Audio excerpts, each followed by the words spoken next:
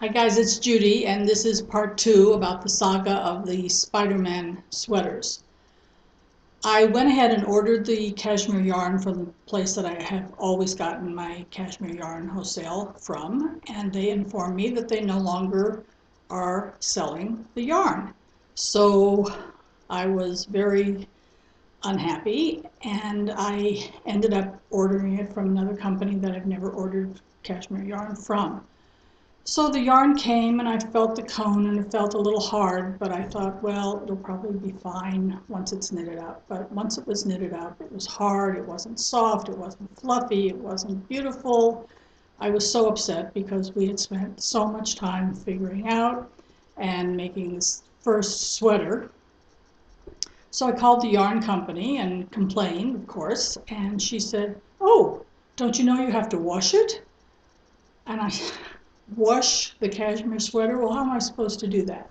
So it turns out I went online and looked up how to wash a cashmere sweater, and people do it all the time. I just had never done it. So you put it in the washing machine, you put some softener in there, you put it in the dryer, you put some softener in the dryer, and we did it. Of course, first we had to make swatches. Here's all I have left of what I made for that project. The sweaters got delivered before I got to make a video, but we made the swatch, we blocked it, we marked down all the measurements, and you know what? It didn't even change after it was washed and dried. It was absolutely perfect. So we went ahead and we made, like I said, the first sweater. We washed it, we dried it, it was beautiful. We made the second sweater, washed it, dried it, it was beautiful.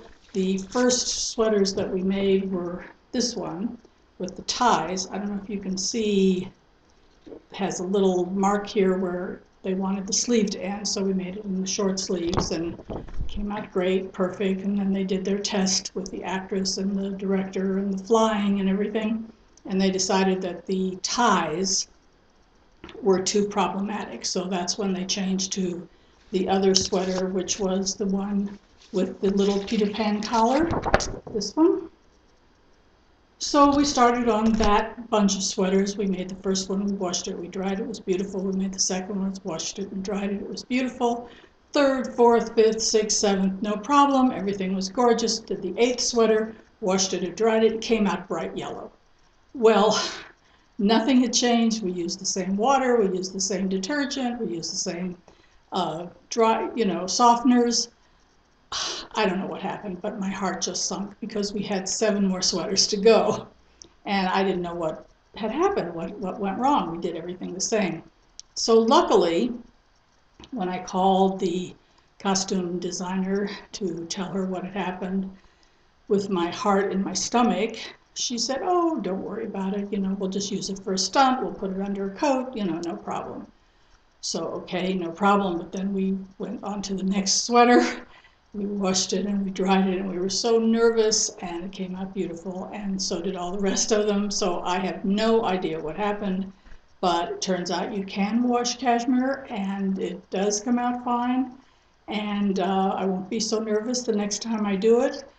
And I hope you got to see the movie. I haven't seen it yet, but apparently the sweater is very prominent in the movie, and I'm looking forward to seeing it. And till next time, that's the end of the story, so happy knitting!